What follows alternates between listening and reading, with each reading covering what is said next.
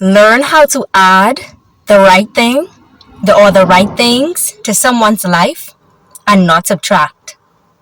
Then it's just like addition and subtraction. If you're familiar with mathematics, and going to school, if I say 19 plus 19, right off the bat, you should say 38. Or if I say 19 minus 19, that equals to 0.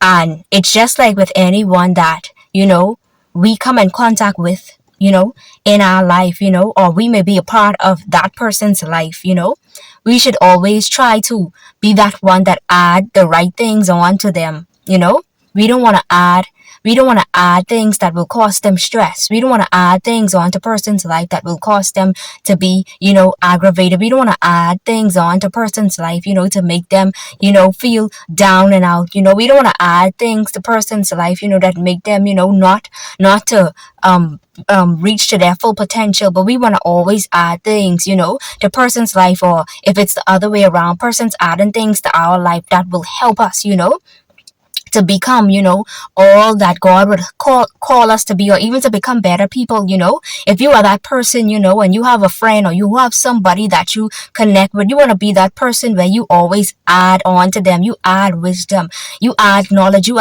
add things onto them, you add fruits of the spirit, you add peace, you add joy, you add love, You never want to be the person that's subtracting from them, that's taking things away from them, that's making them, not be, who they are supposed to be, whether that be in Christ or it's causing them to be down and out. You never want to subtract from a person's life. Always add things onto their life. And not even just adding, but if you are familiar with multiplication, in math, and if I say 4 times 2 is 8, right?